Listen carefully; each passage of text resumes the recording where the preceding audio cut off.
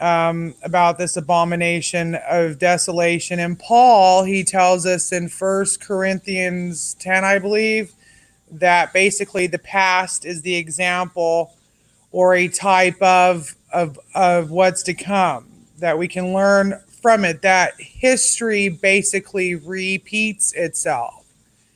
And so this is what I am studying. All right. Okay, you guys. Good night. And Light to Olive. Good night. okay. And Merry Christmas and enjoy and have a good night. Merry Christmas. And much love. Yo, Braz, what's up, buddy? Nice to see you in here. Oh, not much. I figured I'd come on, see what's going on with you guys.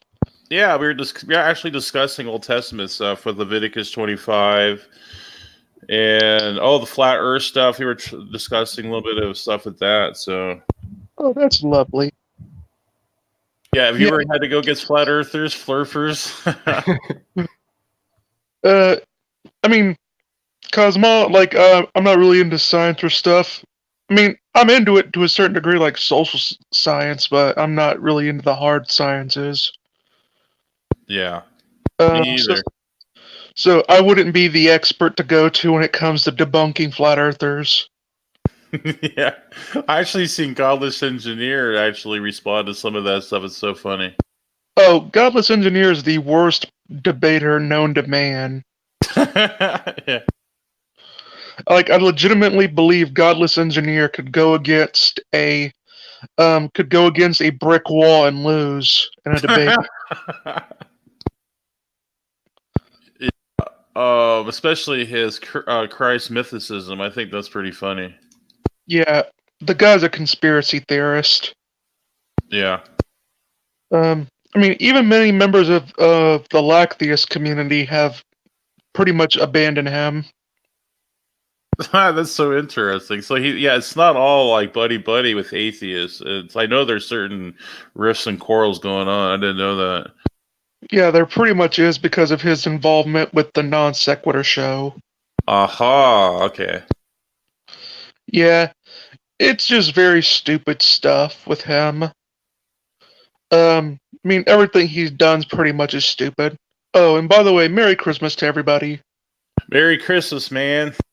Yeah, Merry Christmas. So, yeah, I've still been looking up stuff about Leviticus. Leviticus has been like a big topic of mine, like I've been looking into. Levitical slavery and everything. Yeah. You had some good stuff about women or misogyny that I really liked. Did you see that one way? It's pretty good stuff. I would check that out.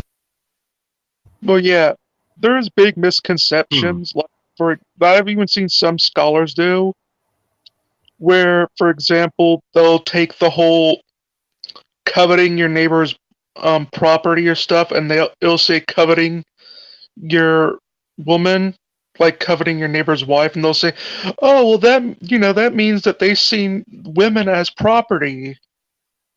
I'm like, no, the category wasn't all things that are property; it was all things that were possible to covet. Right. I think that was a great point. Mm-hmm. It wasn't. All things that are property are in that category. It's everything that is possible to covet is in that category. And people tend to misconceive what coveting even means. Right. I looked up the Hebrew. It has something to do with desire. Is that what you believe too, or do you have another? I have desire does definitely play a role in it, but it plays a more nefarious role. Yeah. To covet isn't just to desire something. There can be good desires that the Bible acknowledges. Right. But, like, coveting means that you want legitimately what belongs to someone else. Bingo. That makes sense to me right there. Well, I mean, it's not like in the good way where, like, you say, perhaps you see a guy with a large house and you say, you know what? I would like to work really hard and get a house like that. That's not what coveting means. No. Coveting it means a shortcut there, right? Yeah, coveting no, I legitimately want his specific house. Exactly. Right. Yeah, that's what it is. You're desiring something that does not belong to you. Now, let me bring some across to you. To be honest, I want you to be fair and balanced here. Do not pick, in my view, because I know you are anyway. But now, if I said that for a slave, let's say like and what they call an vet, you know the vet, that means that's a Yeah. servant or whatever. But would you say that applies to slaves as well? And would that apply in the Ten Commandments? And would that follow that it's outlawing slavery based on coveting? Would you agree with that, or you think that's too far fetched? I mean, I definitely do see the argument for that. I mean, personally, I think it might be more accurate to say that you wouldn't be allowed to take someone else's slaves because, like, especially if it's like a business deal, like if you have a servant with someone else and you're desiring to take that servant in particular. Right. So I think one could make that argument. I wouldn't say that it necessarily goes against slavery. I would say more or less it just says like specifically like what slaves would be possible for you to have. Yeah. Yeah, I mean, So- I think that's a pretty good response to that. Yeah. So I mean, you know, I would think it would be coveting if, for example, that you had a business deal with this slave, whether it was Hebrew or not, and you know, you had a business deal with this sort of servant, and someone else just wanted to take that specific servant away from you. Yeah, because it's like a better servant or something. Yeah, I mean, it's just sort of the same thing. It's like, I always find it funny because I remember they'll make this so many stupid arguments that they don't understand, like, really the culture. Like, for example, they'll note that, well, like, they'll notice the similarities between, like, they'll say, oh, well, look at this. It says to treat your like in Leviticus, they'll say, you are to treat your servant as property. And I'm like, you know, and that implies ownership. I'm like, you know, because they compare it to the land acquisition. Mm. And I'm saying, you know, the Israelites didn't believe that they actually owned the land, right? Exactly. They didn't own the land. It was God's. They were, getting it from God. So, I mean, if you believed that they owned slaves like they owned land, well, they didn't own slaves then. Great point. Because they didn't believe they owned land. Would you say that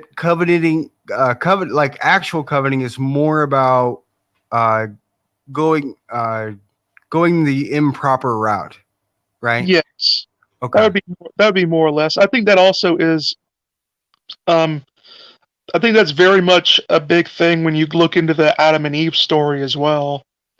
The in my opinion, the problem with, you know, what Adam and Eve did was not that they sought knowledge, it was how they got it. I believe a bit if they would have never like taken the shortcut, God would have eventually revealed it to them, but because they took the shortcut, that's what the problem was. It wasn't so much their acquiring of the knowledge, it was how they got it. That makes a lot of sense. Yeah. Like, I believe if they hadn't have done it, God would have eventually have revealed it to them himself. But the fact that they wanted to go their own way and get it for themselves, that made it illegitimate. Right. I think it's more than just a tree, or a fruit tree, and God putting a fake apple there for them to trick them. I think there's more to the Garden Eden account than that. It goes more in depth, and I don't think atheists can go there. You've already put substance, just explaining that you already put substance into that account. Yeah. It's just a lot does go into it. Sadly, like, I don't know how, you know, a lot of scholarship goes into it, and there's so many different interpretations one can take. Oh, yeah. Sure.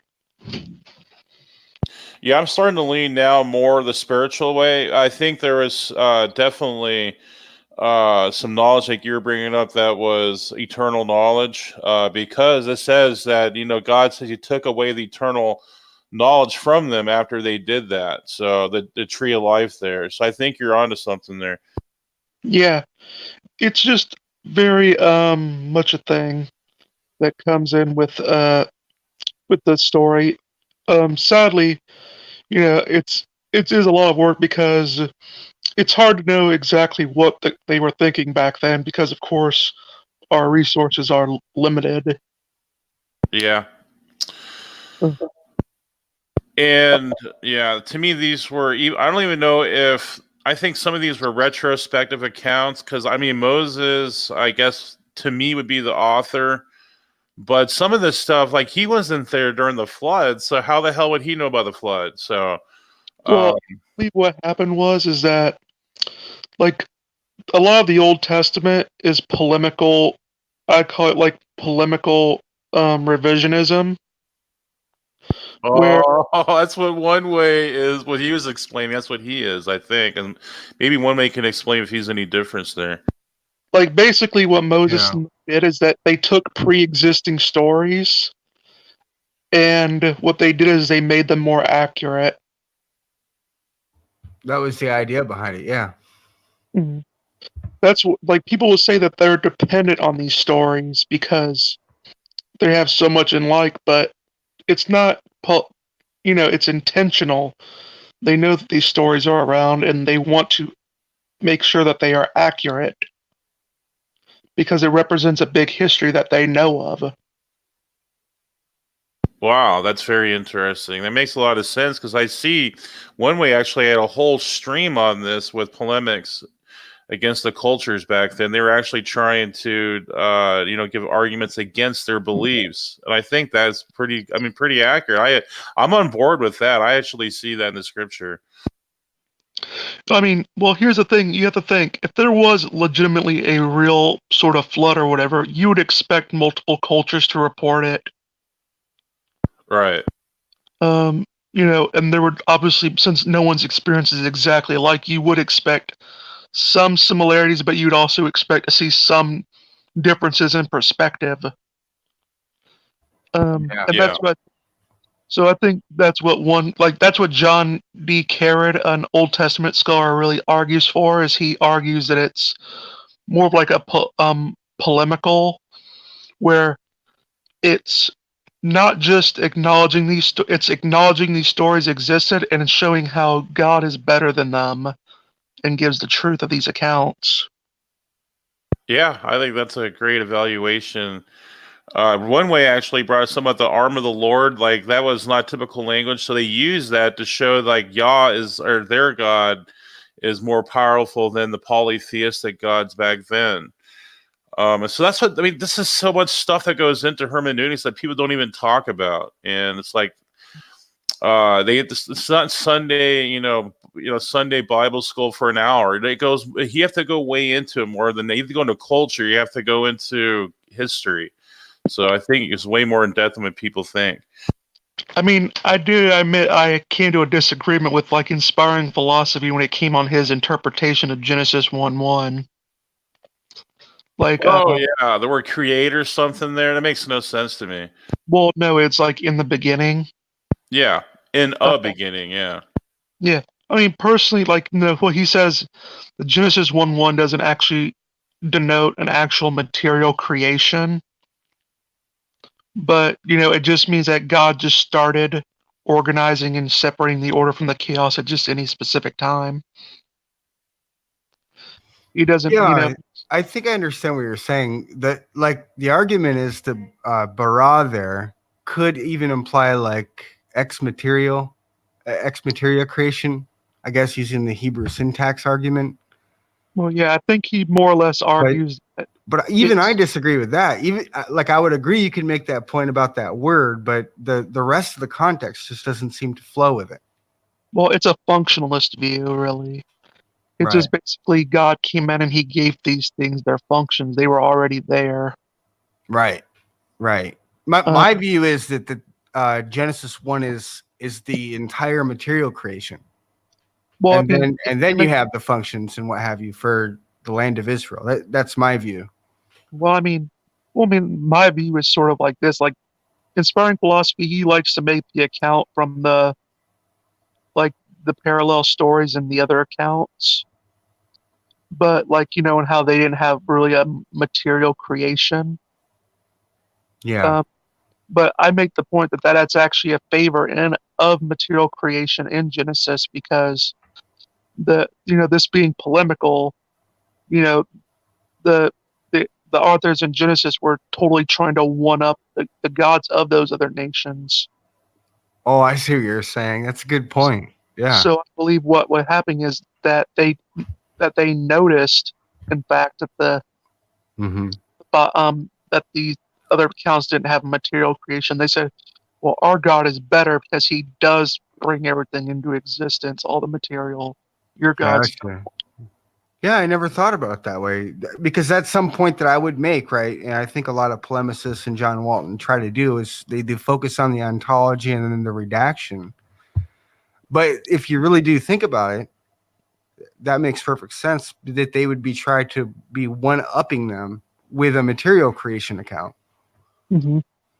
That's sort of how I think of it, is like they took into consideration these accounts and they just one up them. Yeah. I do disagree, like, with a lot of, I see young earthers when it comes to the extent of the flood. Although I do disagree with some old earth creationists as well. Like Hugh Ross.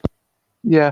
I mean, I think it was a worldwide flood, but worldwide in the terms of it was legitimately all the world they knew. Right, and there's scope. It's a scope. The scope of the flood was just in their Right. area. Yeah. Well, I mean, it's sort of like this. If, let's say, we had no means of communication, like in terms of phones, and our only knowledge of things was our state, if you had a very statewide flood that really flooded everything, you would say your world was flooded. Right. Yeah, absolutely, yeah. Then it would be the known world, or you could say, as far as I know, this world is this Eret, right? Yeah. And I think that's what really happened. I think wow, I never thought of that, because that says in Peter too that their world was flooded. So it makes me wonder if that's what Peter's saying. I don't know. Yeah. I think that's what it sort of means, is like, to them, yeah, their world did flood because that was all they knew. That was all the world that they had concept of back then. So I'd like to say is, like, if you lived on a secluded island where, and you never traveled past it or knew of a world past it, if that island flooded, you would say your world flooded because you have no concept outside of it. Mm-hmm.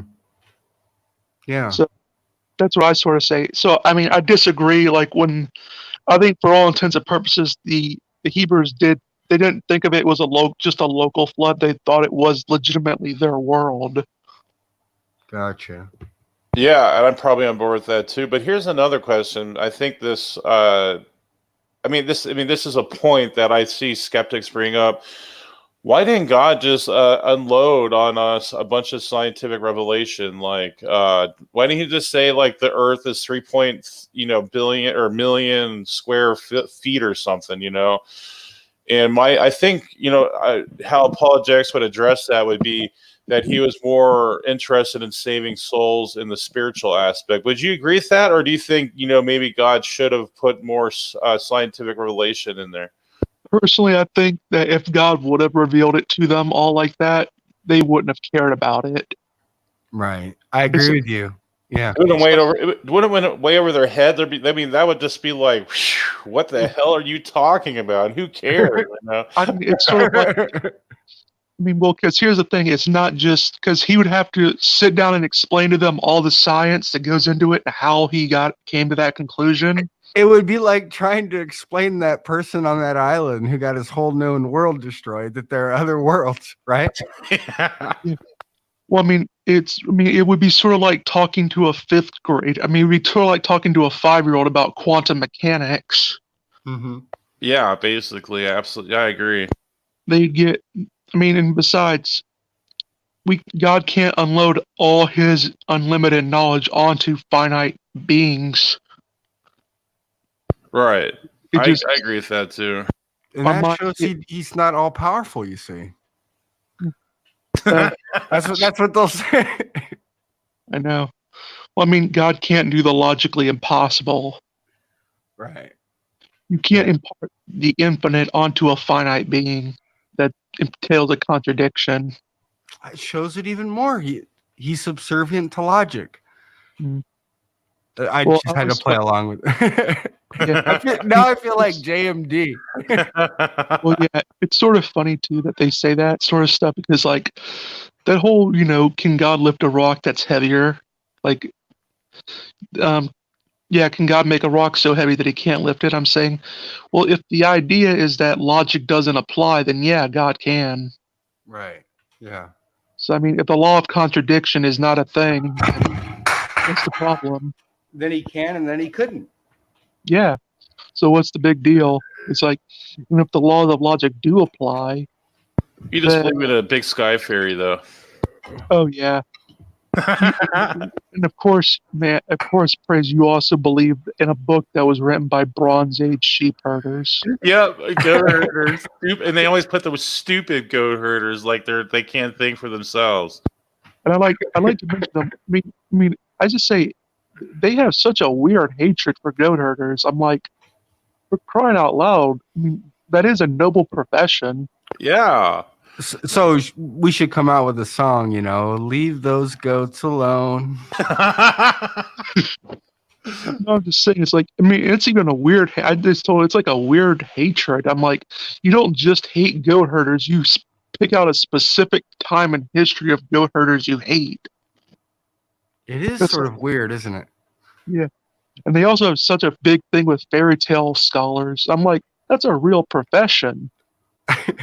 Yeah. It is, yep. It actually is, yeah. We call them like classicists. I'm like, that's like, there's legitimately C.S. Lewis scholars and everything. Yeah. And there's legitimately people that dedicate their lives to knowing, like, about the cultures and the language of fairy tales. So I'm like, really, guys, why? It's like, there's a lot of truth you can learn about these things. Like, they don't really think any of their insults through. No, if they try to make a caricature of Christianity, I mean, that's their whole goal, is to make it look stupid and like we're mentally deficient. And it's never worked. It makes it look, to me, the opposite, because when you see Aaron Ross out there, it makes him look stupid to me when I look at him. Well, I've always said this. The Lack Theist movement has only produced two groups of people. 10-year-olds that think they have the wisdom of 40-year-olds, and 40-year-olds that legitimately do have the wisdom of 10-year-olds. Exactly.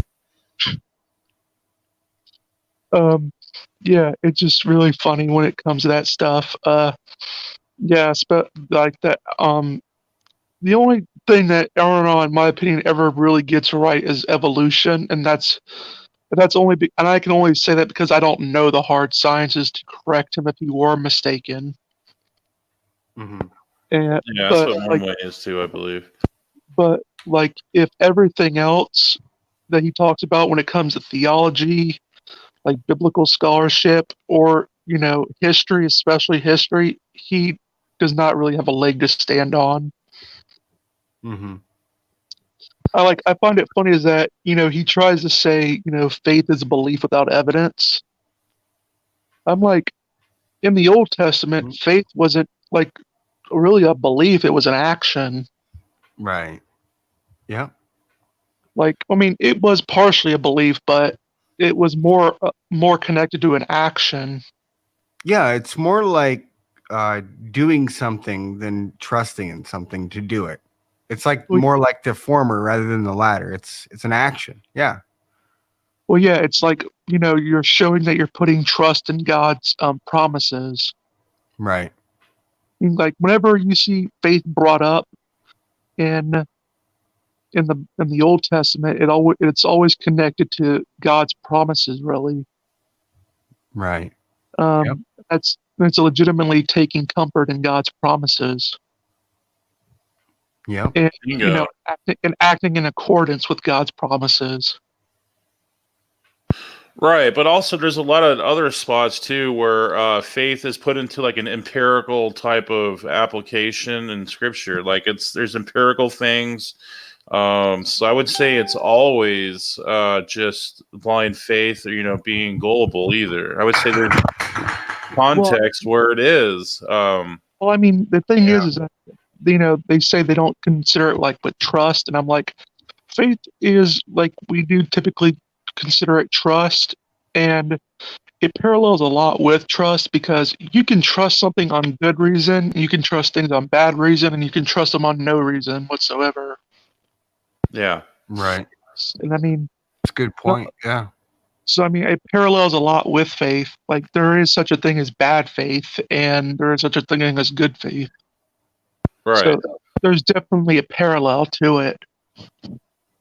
Yeah, I mean, there's a passage, for instance, that says test all things. I mean, to me, that aligns perfectly what Aaron Raw is looking for a criteria that requires evidence. So, I mean, to me, there you go. But see, he wouldn't accept that. Even if you brought it to him, he would go, well, that's not what the verse is really saying. He'll bring up something like that.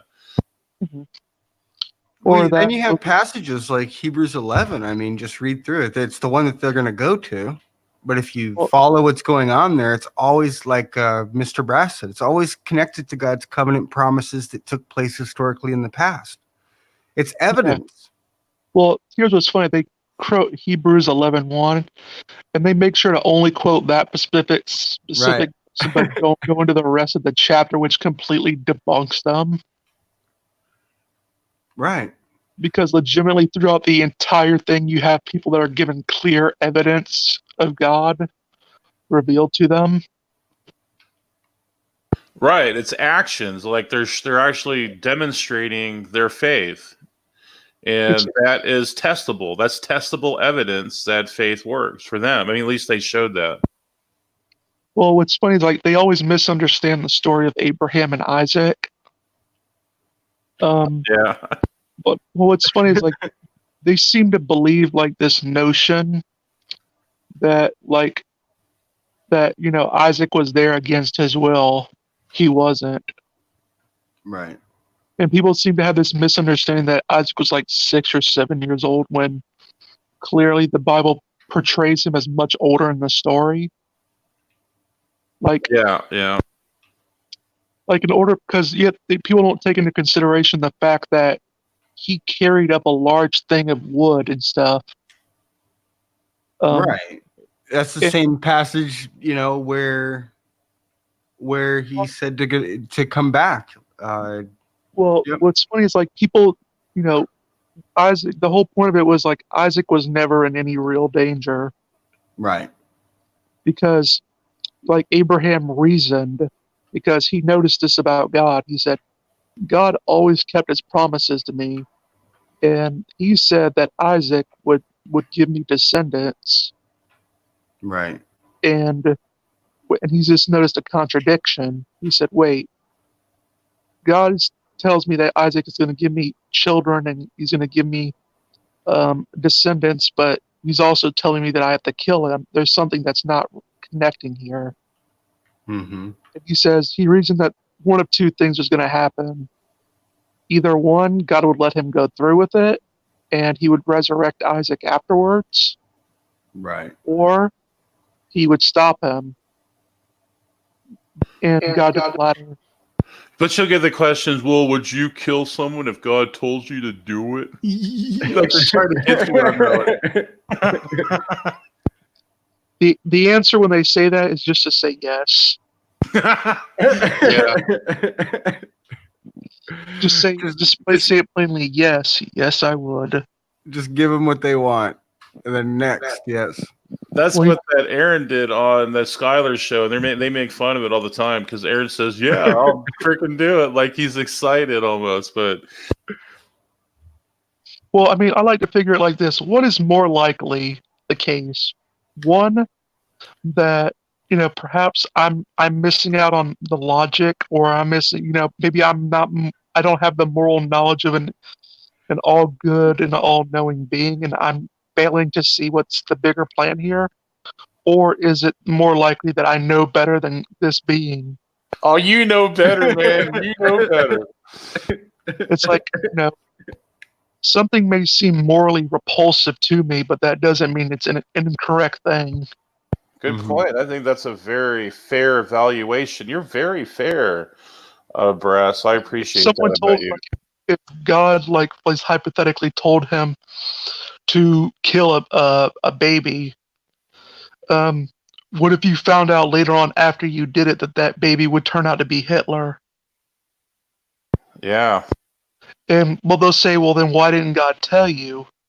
But I always take the whole, Doctor Strange view, like, in the Avengers, where he couldn't tell Iron Man because then it wouldn't happen. So Yeah. that's the same thing. He just Yeah. didn't tell him because then he wouldn't have done it. Yeah, but how I would answer that is like that'd be like God asking you to make a square circle. I think it would be logically contradictory, so I wouldn't think he would even ask you to do that in the first place. Well, and what's funny is it wasn't even mandatory, like the whole Abraham and Isaac thing. God Yeah. specifically said multiple times, if you will. So it was clearly, Abraham chose to do it because he wanted to put himself under judicial evaluation under God. Yeah. He had something to prove. Right. So it wouldn't be that God is learning or something like that. It's that he's trying to confirm Abraham and what he does in his disposition. Yeah. He's not learning that Abraham has faith. He's confirming it to everybody. A very interesting point, but also I think it had allusions to Christian, like with pre-gospel, what they call allusions to Christ, because it's the Father giving up the Son. That's how I would look at it too. I think there's gospel elements to that. Yeah, absolutely. Well, just remember, man, God hates Esau. Esau. That's Esau. what D-Man calls it. He calls it Esau. Well, and they're stupid because they don't realize that hate in the Bible means something completely different than hate in our language. Bloodlust or something, yeah. Yeah, pretty much. I mean, well, who would have ever thought that an honor society, and a collectivist honor society would have a different conception of love and hate than an individualistic forgiveness culture like we have. Right. That's one of my main pet peeves, is because I saw myself doing it. You know what I mean, Mr. Brass? Like, Yeah. for years, I read the Bible that way. And then once I realized I was reading the Bible wrong that way, it's like, why aren't you guys seeing this? It takes so long to, and I sort of sympathize because it took me a long time to see when I was doing that to Scripture. Yeah, I mean, because love in the Bible is agape. I mean, that's at least in the Greek. And agape typically is translated to charity. That's one way. It's a collectivist act. Is when you're not wishing well for the group. Or I call it selfless love. That's how I would probably. Well, either one kind of works. Yeah. Charity can be called selfless love as well. You're doing something for the better of everyone else, really. Bingo. Yeah, I agree. Or sacrificial love, maybe. I don't know, something like that. Yeah, any of the terms would kind of work with it. And hate is just the reverse of that. It's to not wish well on the group. So God hating Esau is not like emotional hatred towards Esau. It's more or less, it's sort of like a job application. He hated Esau in the sense that he didn't think Esau was, the man for the job. Yeah. So where did you do all this research on yourself, or did you have any help? Because you're very, sharp when it comes to the Old Testament stuff. Oh, I'm self-taught. Wow, good stuff. Yeah, I spend a lot of my time reading books and stuff on this, and of course, making videos whenever I can. Yeah, me and one way like to exchange different things in our server. If you want to come in there, you can join with us if you ever wanted to. Yeah, because we learned so much. I learned so much stuff from one way. It's incredible. Mm-hmm. I'm Yeah. sort of the same way. I just sit around reading books most of my time, or having them read to me through Android. Something like that. I love EPUB and PDFs, man. Those things are there. You can really get into that. I know. Mm-hmm. Yeah. Lately, what I've been doing is I've been making like a little mini book on the arguments for God's existence. You Wow. know, I've been going into Peter Kreeft's 20 arguments, putting those in. I got like so many now. Are you starting to become a believer, buddy? Because that'd be awesome if you were. Well, I mean, I am a believer in the technical sense. I'm a deist. Yeah, I mean more like the biblical believer. Yeah. We know you're getting close, but we know you're getting there. That'd be awesome someday if you didn't join the brethren. I love that. Yeah, it would be nice if you guys became deist with me. Touche.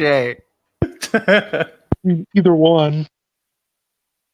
Hey, Doubting Thomas. That's Brass, the wonderful Brass, and he's been around a while through JMD. That's where I met him in JMD Apologetics.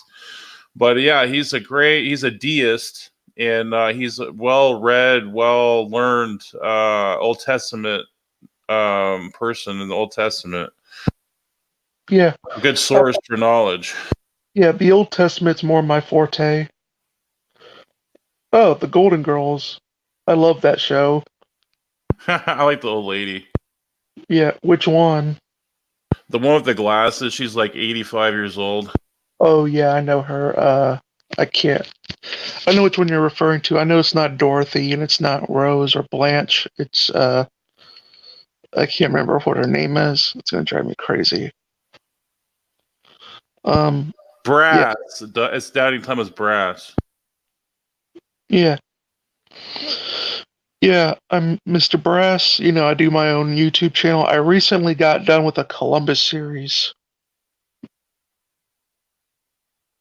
Where I just went over the biography of Christopher Columbus from a well-known historian named Felipe Arnaz.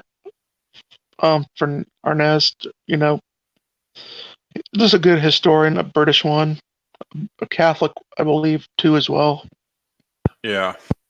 Brass, the first.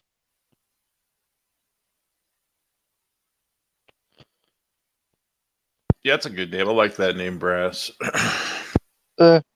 It's actually right. funny. He's a Chad. You got that correct. It's Chad.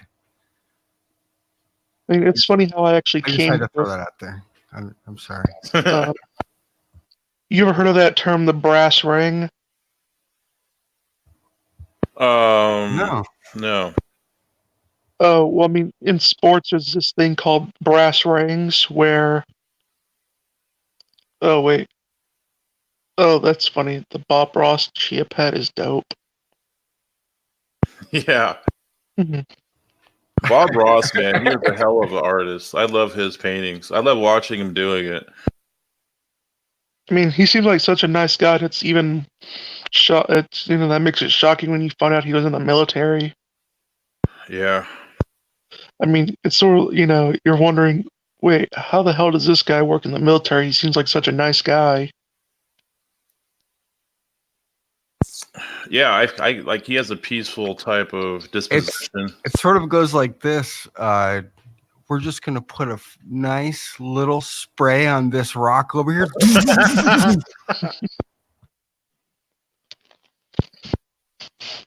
And I mean, some of the stuff he was doing was hard too.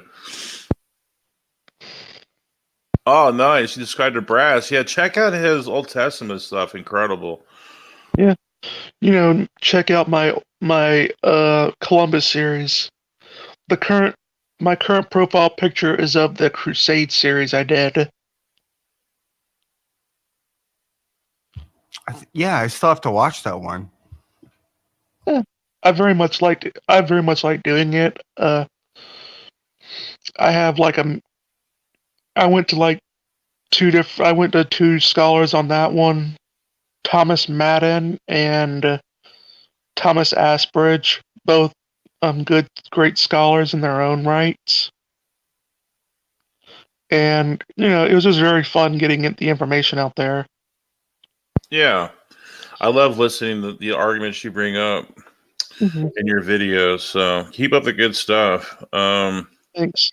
Oh, well, since we have a Doubting Thomas on here, I mean, you always know that objection where they were saying, well, Doubting Thomas, he wanted evidence.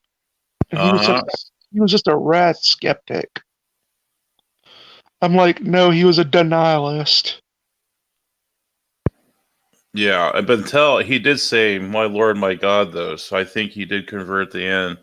Well, he did, but I'm like, that's a fair point on Doubting Thomas's part right here. Yeah. I mean, I can also buy the fact that people show their personality in different ways to different people. So, yeah, you never know with people.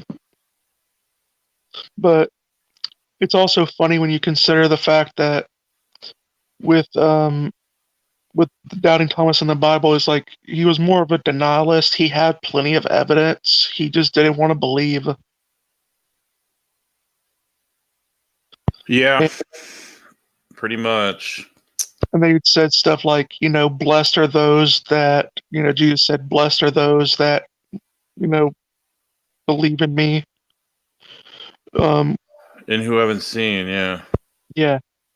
I mean, if people says, oh, that means Christians should believe without evidence, I'm like, no. That's not what it means, yeah. We got all sorts of evidences out there, in my opinion. Well, I mean, the thing is about it's so stupid what they said that because, like, Thomas had evidence. Yeah. He just didn't want to believe. There says, like Jesus was saying, honored are those that, who they have my evidences and they don't require me to be like their genie for them. That's a very interesting point. I never thought of that. Yeah, because basically that's what Thomas ultimately wanted Jesus to be, is like a genie, his own personal genie, and do tricks for him. Yeah, because that's I think you're right, because when Jesus did the bread in front of the 50 there or whatever, they wanted more food or something there, and like they wanted more miracles. I think you're exactly right. Well, just think about this. He had the testimony of his great friends that he had known for years. And in fact, he was even a witness to the empty tomb, and he's seen Jesus rise Lazarus. Now that would have made me tremble. I don't even know how I would even react to that. So, I mean, this guy had plenty of evidence for Jesus. He just did not want to believe. And that's sort of the entire point. Is that, he That's just why he's there. Yeah. he did not want to believe that Jesus was who he said he was, even though he had plenty of evidence to it. Hey, Wildheart, nice to see you, buddy. Merry Christmas coming up if we don't see you again. Oh, that's funny. My bro is asleep on the couch right now. I'm gonna check him out. Oh, I like that. It came back. I will drill some nail holes in my hands if that is it. I remember there was one funny thing I seen from Atheist Republic where they showed, you want to put your fate in Jesus' hands, just be well aware he has holes in them. Yeah, but to me, I think I saw a meme. Yeah, I actually saw a meme like that where there's like this water tank or something. It's like what is it, that Flex clear tape commercial? Yeah. And he's holding his hand over it, and there's just water pouring through the holes. Yeah. Well, it's like a spinoff of that. The good thing about being Jesus is that he now has 2 cup holders. Yeah. But see, I can you see the humor in that, but to me personally, because what he went through for me, I think I don't take it as fun. I mean, to me, as the same type of comedy as other people, but that's just me though. Oh, that's fine. I can see that. Oh, Merry Christmas to you all, like you too, Wild Heart. Yeah, so this is a good time of the year for some people, but not for all. Because I understand, like family. Some people don't even have family, so I don't want to like generalize people either. So Well, I mean, don't instead of A, you mean Happy Holidays and not Merry Christmas? happy holy days. Holy day. I think that's what it actually means. If you do an etymological search on that, I think it is happy holy days. Interesting. Yeah. Or don't you mean the winter solstice? Oh yeah, the winter solstice. Merry winter solstice. Like, who would say that though? I mean, come on. A bunch of pagans. A bunch Yeah. of pagans stealing it from Christians, yes. Mhm. I'm sorry, wrong account. Wildheart's trolling tonight, I have a feeling. Thanks. Merry Christmas. Merry Christmas. Santa Claus just took the Christ out of it and just added more mass. Yeah, Satan Claus. That's what some people call him, Satan Claus. But if you, is that true that if you look up like the history of Saint Nicholas, doesn't it have something to do with like the church or something? Saint Nicholas comes from. Santa Claus comes from Saint Nicholas. Yeah. So I mean, I guess in some ways it could refer to Christianity. I don't know. Well, I mean, you have to remember this. It comes from two sources. One, Saint Nicholas, and two, Coca-Cola. Yeah. That's the reason for his colors, and that's the origin of his character. What's really weird in Revelation, Jesus said the Nicholas worship. So I wonder if there's something with that. I don't know. I guess you go down that stupid conspiracy theorist road. So, well, Saint Nicholas was a saint that, who he gave presents to kids, and over time a legend came in. I mean, what's funny is that Saint Nicholas came from Turkey, which is more associated with Thanksgiving. yeah. So that's always funny. The reason for the season, eggnog. Well, actually, the reason for the season is the Earth's rotation around the sun, and it's.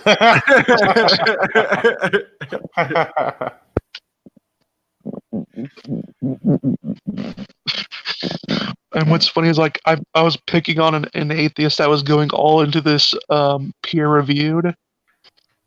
And, Tom Jump? What are you doing, Tom Jump? well, no, he was going all into with peer review, and the guy said, "Well, what is peer review good for?" And I say, "A barber, or a barber or a toothpaste, like dentist with toothpaste commercials." Yeah. 9 out of 10 dentists say that this brand of toothpaste is great. That's peer review. In a nutshell. Yeah.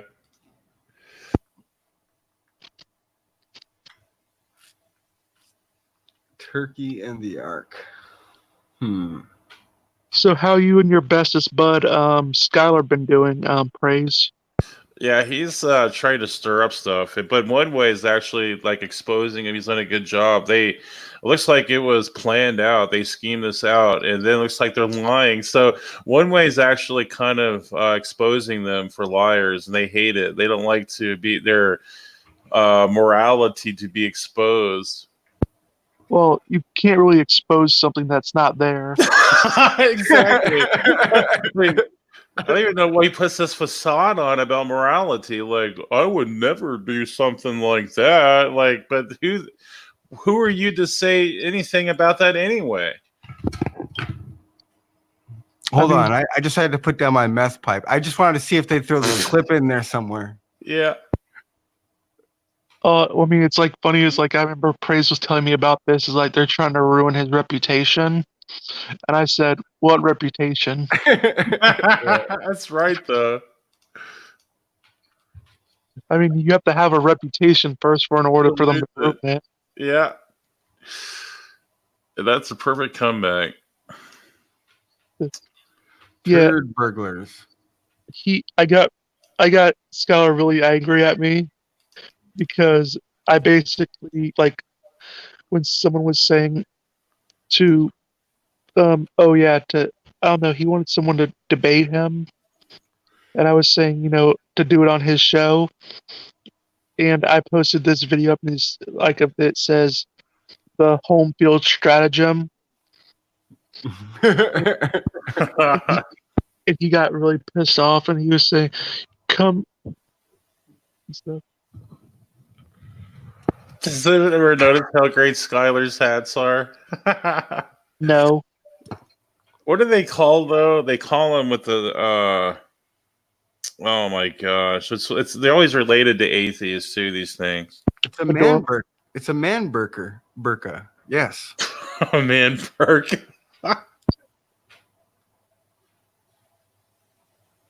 No, there's some other. I forget what the terminology is, but it's Starts not. with an F. Yeah. It's not a fedora though. Oh, fedora. That's what I was thinking. Yeah, there's a difference between Skylar's hat and a fedora.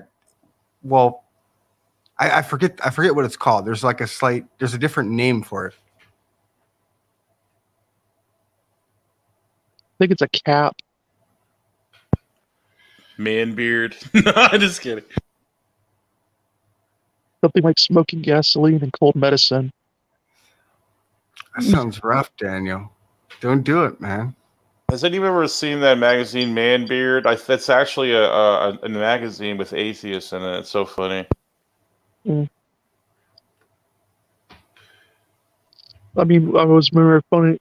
I sometimes use their own language against them, and and a lot of times is like they talk about morality and stuff, and they say like we like to steal, like they say Christians steal secular morality, and I say what morality? Yeah. And I say it's like that's like accusing Christians of stealing morality from non-stamp collectors.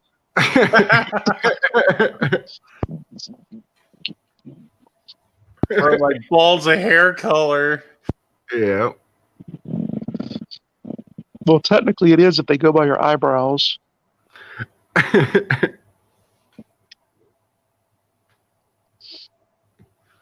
Yeah. Well, just remember, Daniel, don't be telling people about my meth pipe problem. Yeah. Boom, there's another clip somewhere. Oh, I live in a trailer park, so I know plenty of people that do meth. Methamphetamines. Yeah, it's more just cocaine and hookers for my pleasure.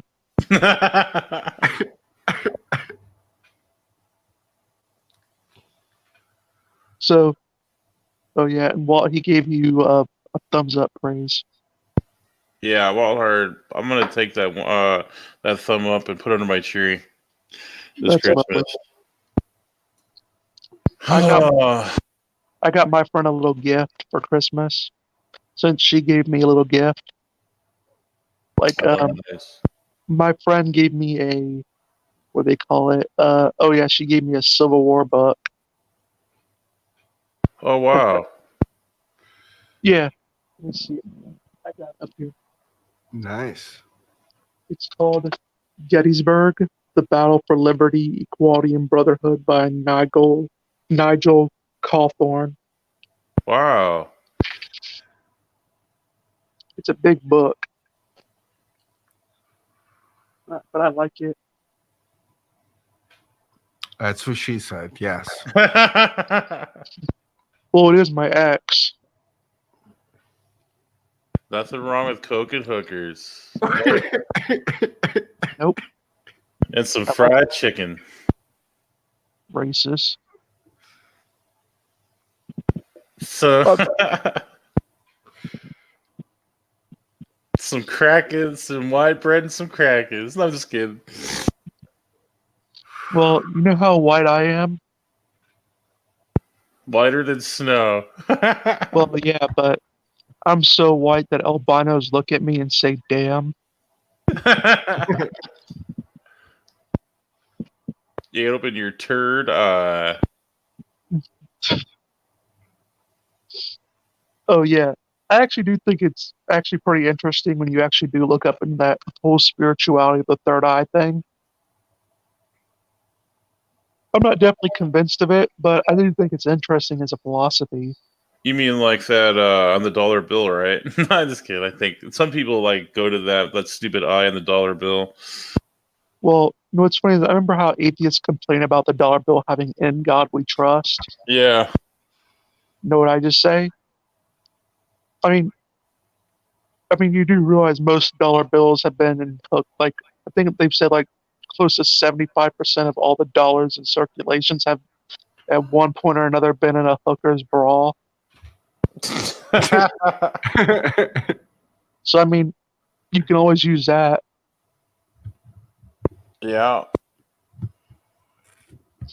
And dollar bills have a trace amount of cocaine in them. Yeah, actually, the whitest guy in here is Wildheart because he's from Europe. Well, I'm part Hello, German. Wildheart. How are you doing tonight, Spotty? I brought my freaking accent out. I had to do it. I know some accents. I know how to do Yoda. You actually have a natural. Is that like English? It's like I'm trying to put that together. Your accent there, Brass. What is that? Oh, it's partial redneck. Oh, okay. No wonder it's so clear to me. Yeah, I live in Florida. Yeah, I'm in Arizona. That makes sense now. Yeah, I call it partial redneck. Only in Arizona now. I was raised in a redneck family. I live in a trailer park. Yeah. Yeah, it's nothing as bad as freaking Arizona, though. Oh yeah. Well, it can't be any worse than California. California is legitimately a third world country. It's not even a country. Yeah, pretty much. Like California is so bad that Mexicans are leaving it. Fuck me praise. Yeah. Oh, they got some plagues there too, though. That's some badass stuff going on there with these rats. It's a black plague or something there. Why does it have to be a black plague? Why can't it be a white one? Right. That's racist. Yeah, straight up. Why couldn't it be brown plague? Well, I That always does sound racist. I always joke with the gays on there, and I just say, what's the worst thing about being a gay man? What? It's a pain in the ass. That's perfect.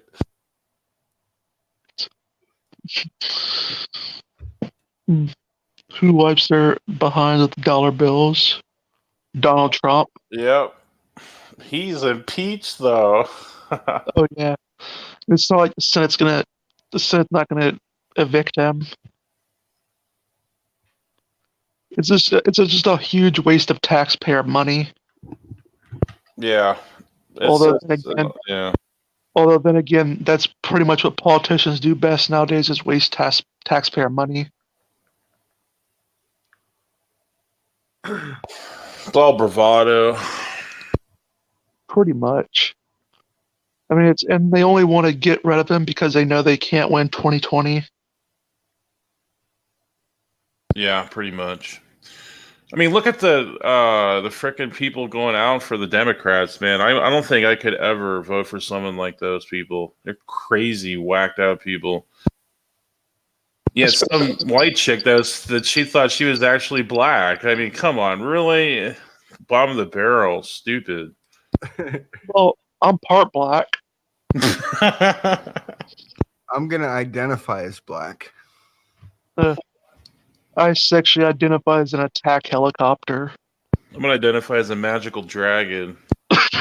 Sagan's dragon, right? Yeah. Hey, praise. What's your preferred pronouns?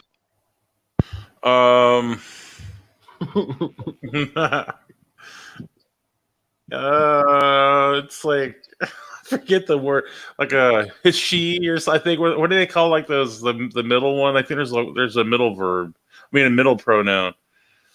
My pronouns are it, it's, and it is.